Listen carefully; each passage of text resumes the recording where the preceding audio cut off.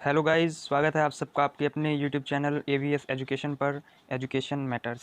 तो आज एक बार फिर आप सबके सामने है एक इंटरेस्टिंग वीडियो के साथ। अगर आपने हमारी पहले वाली वीडियो अब तक नहीं देखी है तो डिस्क्रिप्शन में लिंक मिल जाएगा, वहाँ से आप पहले वाली वीडियो देख सकते हैं। तो चलिए आज की वीडियो शुरू करते हैं। शुरू करने से पहले मैं आपको बता दूँ, अगर आपने चैनल को सब्सक्राइब नहीं किया है तो उसे जल्दी से जल्दी जाके सब्सक्राइब कर दें, वीडियो को लाइक कर दें, पसंद आए तो शेयर भी कर दें। तो लेट्स गेट स्टार्ट।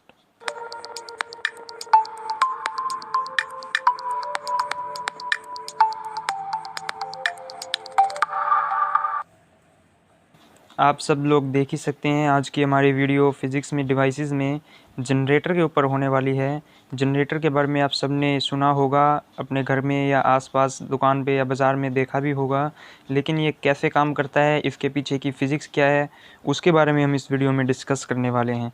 तो सबसे पहले डेफिनेशन के ऊपर आते हैं। तो जनरेटर की डेफिनेशन है a device use to convert mechanical energy into electrical energy.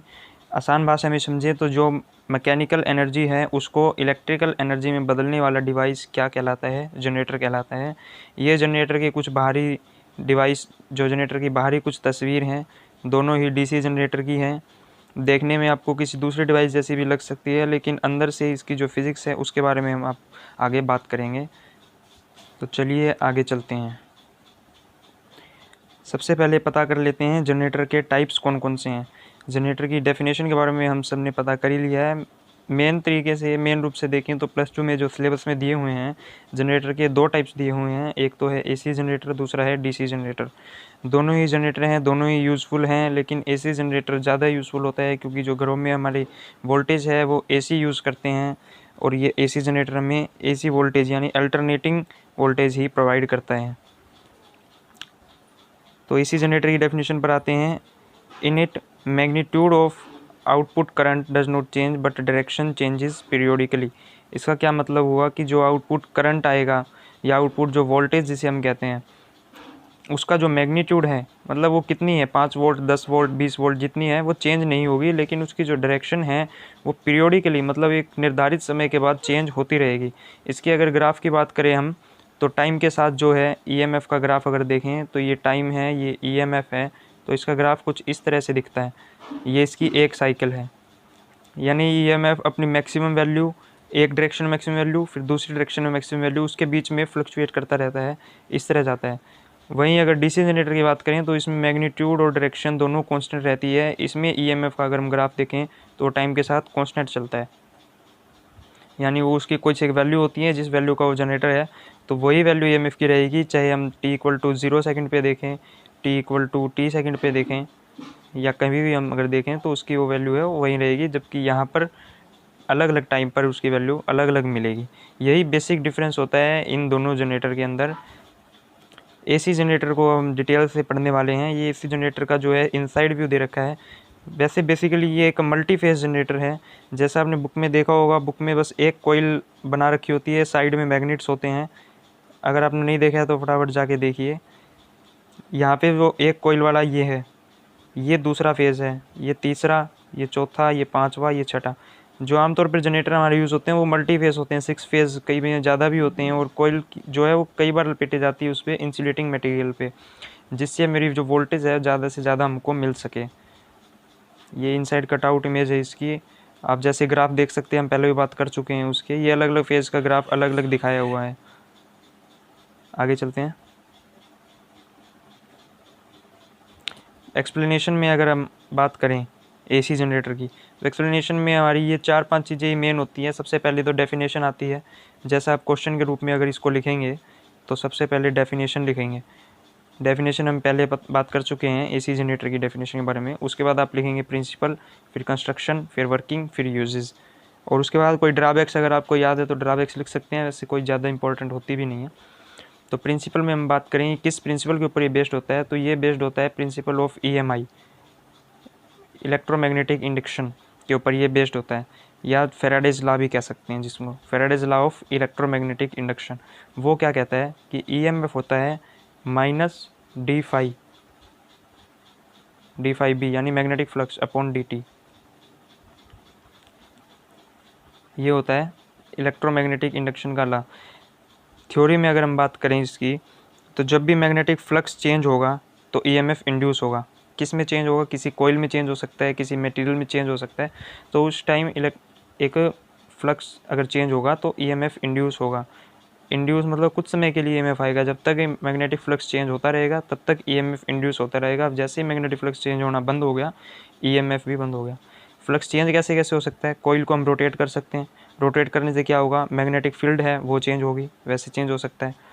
और भी कई तरीके हैं जो डिटेल में आप आगे पढ़ सकते हैं, आपको आगे वीडियो मिल जाएगी। फिलहाल हम जनरेटर के बारे में बात करने वाले हैं,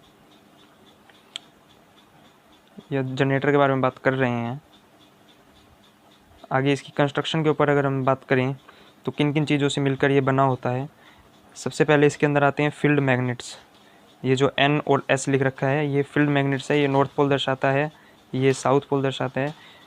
वैसे इसके अंदर सर्कुलर मैग्नेट्स का यूज़ किया जाता है ताकि जो कोइल रोटेट हो तो मैग्नेटिक फील्ड लाइंस उसके ऊपर तब भी चलती रहे, क्योंकि सर्कुलर मैग्नेट्स में मैग्नेटिक फील्ड लाइंस इस तरह से आएंगी तो हमेशा उसके परपेंडिकुलर रहे। अगर कोइल रोटेट हो गई इस तरह होगी तब भी उसके ऊपर परपेंडिकुलर रहे, इस तरह होगी कोइल तो भी परपेंडिकुलर रहे, इसलिए सर्कुलर मैग्नेट्स का यूज़ किया जाता है। पहला।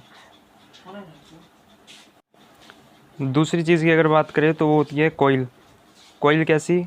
अपनी कॉपर की कोइल हो सकती है, क्योंकि कॉपर में आसानी से इंड्यूस्ड हो जाती है। आयरन की नहीं ले सकते हम, कॉपर की यूज़ करते हैं ज़्यादातर में। और वो कोइल किसी इंसुलेटिंग मटेरियल के ऊपर लिपटी हुई होती है। इंसुलेटिंग मटेरियल मतलब जिसके अंदर से करंट पास ना हो सके, उस मटेरियल के ऊपर वो कोइल को हम लपेटा जाता है। रेक्टेंगुलर कोइल होती है, ABCD ये रेक्टेंगुलर कोइल। दूसरा हो गया कोइल। तीसरी बात करें तो रिंग्स, स्लिप रिंग्स भी इनको कहते हैं।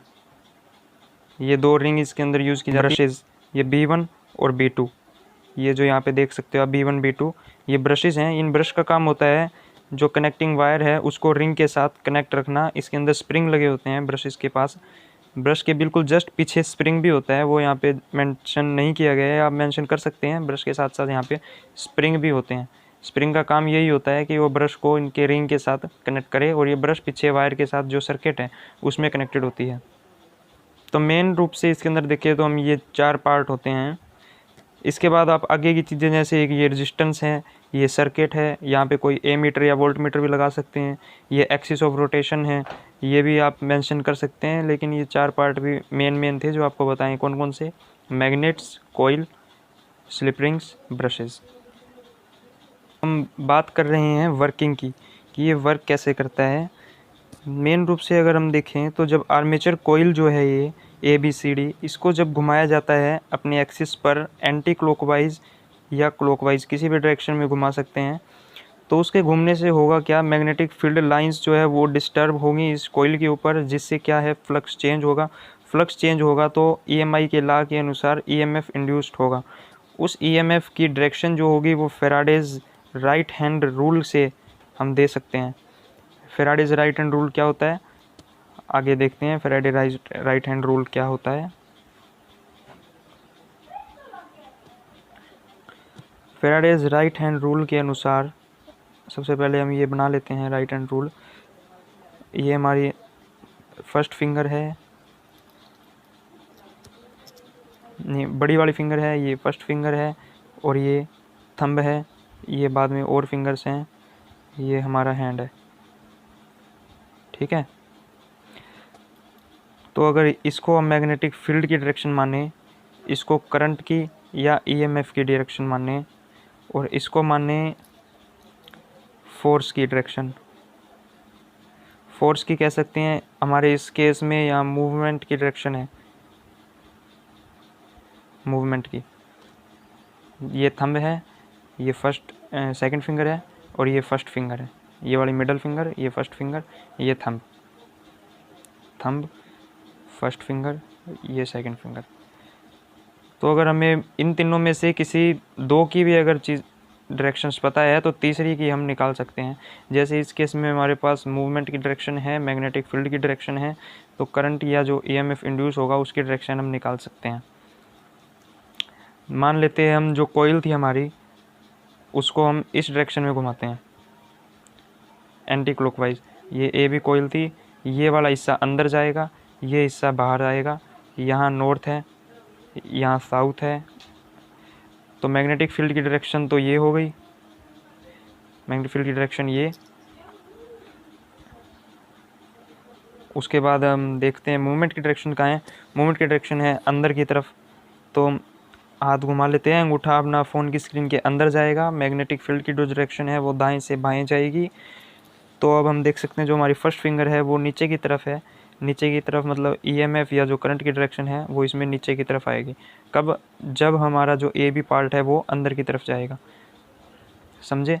ये फ्लेमिंग्स का जो है राइट हैंड रूल है, यही मोस्ट इम्पॉर्टेंट है डायरेक्शन निकालने के लिए, हर जगह यूज़ होता है। इसे आप समराइज़ कर लें, समझ नहीं आया तो रिप्ले करके दोबारा देख लें। अब जैसे यहाँ देख सकते हैं हम, यहाँ जो हमारा ए बी पार्ट है वो बाहर की तरफ मूव हो रहा है, यहाँ ऊपर डायरेक्शन से देख सकते हैं।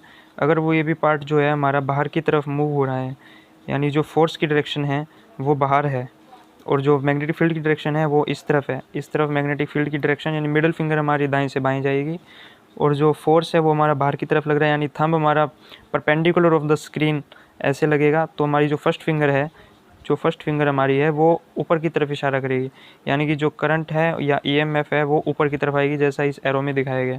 ऐसे करंट जो है ए से बी की तरफ जाएगा। लेकिन जो इसका दूसरा हिस्सा है सी डी, वो उल्टी डायरेक्शन के अंदर जा रहा है, एक हिस्सा बाहर आ रहा है तो दूसरा हिस्सा अंदर जाएगा, इसलिए उसमें करंट की डायरेक्शन उल्टी होगी, और इस तरह से करंट सर्कुलेट होगा, सर्कुलेट होकर यहाँ तक पहुँच जाएगा। दूसरी साइकिल में क्या होगा, ए बी हिस्सा घूम के इस तरफ आ जाएगा, यानी यहाँ आया हुआ है। अब क्या होगा, ए बी हिस्सा अंदर जाएगा, पहले ए बी हिस्सा बाहर था, अब वो अंदर जाएगा, अंदर जाएगा तो उसमें करंट की डायरेक्शन उल्टी होगी जैसी पहले थी, और सी डी जो हिस्सा है वो बाहर आएगा, उसमें करंट की डायरेक्शन उल्टी हो गई, तो यानी डायरेक्शन चेंज हो गई कोइल के अंदर। अब देख सकते हैं आप यहाँ पे ए बी से जो है R1 के ऊपर जो करंट है वो पहुँच रहा है, और यहाँ B1 से लेके करंट की डायरेक्शन है B2 तक। लेकिन पहले केस में क्या थी, B2 से B1 तक डायरेक्शन थी। ये मेन चीज़ इसके अंदर नोट करने वाली है। यहाँ आप देख सकते हैं जो सर्कल्स हैं इन दोनों में डायरेक्शन चेंज हो गई। ऊपर हमने कोई डायरेक्शन किसी तरह की चेंज नहीं की, लेकिन नीचे डायरेक्शन चेंज हो गई, और ये बिल्कुल सही है, ऐसे चेंज हो गई। इसीलिए यहाँ पे हमारे पास अल्टरनेटिंग डायरेक्शन वाला जो है करंट या ईएमएफ जो है इंड्यूस होती है, उसका ग्राफ ये आता है। ठीक है, तो वर्किंग में जो थ्योरी में आपका एग्जाम में अगर क्वेश्चन आए वो क्या लिखना है, उसके लिए आपको नोट्स डिस्क्रिप्शन में मिल जाएंगे। वैसे के वैसे नोट्स आप पढ़ के या खुद के नोट्स बना के भी लिख सकते हैं, लेकिन अगर आप सेम टू सेम लिखाते हैं तो भी आपके नंबर कहीं भी नहीं कट सकते हैं। साफ साफ डायग्राम बनाना है, साफ साफ नोट्स आपने जो बनाने हैं लिखने हैं। मेन बात समझने की होती है, समझ में आपको आ गया होगा कि ये काम कैसे करते हैं। ईएमआई के प्रिंसिपल के ऊपर ये बेस्ड है, और इस तरह से ये काम करता है।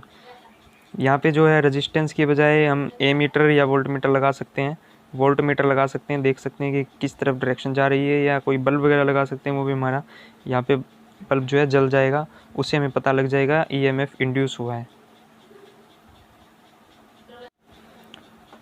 चलिए अब देखते हैं इसके यूजेस क्या क्या हैं।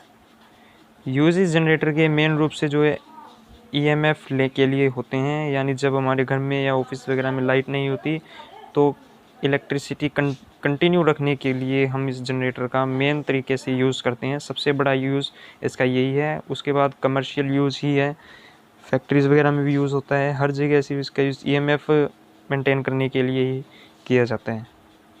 तो आज की वीडियो में इतना ही। अगर वीडियो पसंद आई हो तो चैनल को सब्सक्राइब कर दें, वीडियो को लाइक कर दें, शेयर कर दें, और प्यारा सा कमेंट कर दें। नेक्स्ट वीडियो में बात करने वाले डीसी जनरेटर की, तो चैनल पर बने रहे अगर आप डीसी जनरेटर के बारे में भी जानना चाहते हैं। Bye bye.